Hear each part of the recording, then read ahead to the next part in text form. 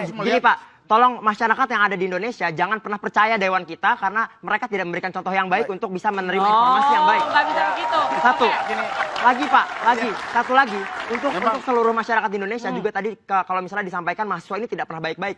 Yang dipukuli itu di luar mahasiswa. Apakah ada yang dipukuli anggota DPR? Oke, tenang. Oke, ini mau menambahkan juga. Oke. Belum selesai. Jadi begini. Pernyataannya Kebetulan ngawur juga. gini, kita mau duduk kita mau kritik DPR aja sudah ada yang ketembak. Apalagi mau turunkan Jokowi, jangan sampai gila kita dugaan untuk upaya pembunuhan tidak, tetapi respon daripada negara menurut kami adalah berlebihan.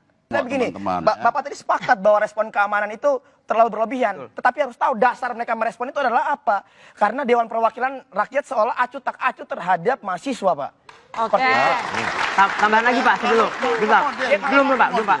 Kami melihat bahwa mereka ini menyampaikan aspirasi dengan dalam bentuk apapun, selama itu tidak membuat kerusakan, saya kira harus kita appreciate. Oke, Bapak dari tadi yang tidak Bapak jawab adalah urgensinya. Kamu ngomong saya nggak potong loh. Oh, oke, baik.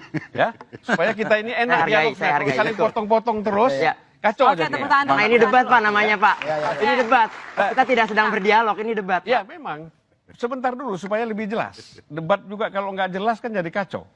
Tergantung yang bicara betul. Jadi kita appreciate. Oke. Apa sekarang? Lalu mahasiswa turun ke jalan.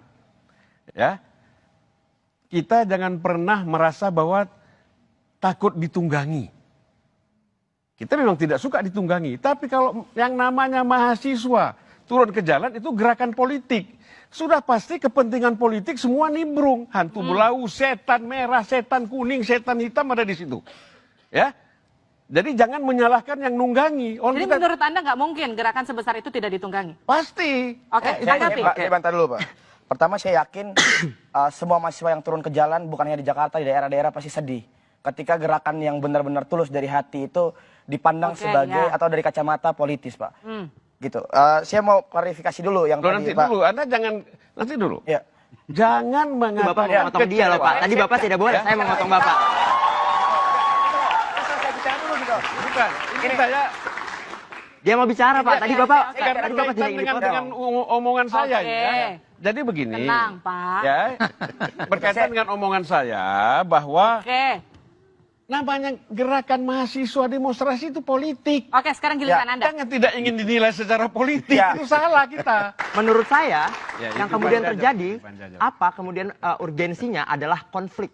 Konflik apa? Konflik kepentingan antara Bapak dengan para koruptor-koruptor yang ada, saya yakin. Oke, tanggapi. Itu tuduhannya itu tendensius begitu kan? Karena memang buktinya anggota DPR itu paling banyak Pak korupsinya. Itu ada dicatat.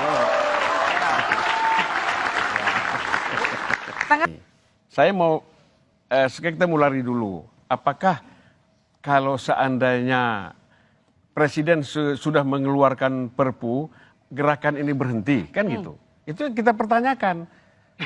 Kalau tidak, ini tujuannya pasti ingin menurunkan Presiden. Kan itu. Tuduhan yang lebih parah itu justru Bapak kepada kami. Ini logika. Kami tidak mendapatkan tuduhan. 4 undang-undang sudah Perpu. Misalnya, saya nggak yakin juga Presiden akan mengeluarkan Perpu. Misalnya, Presiden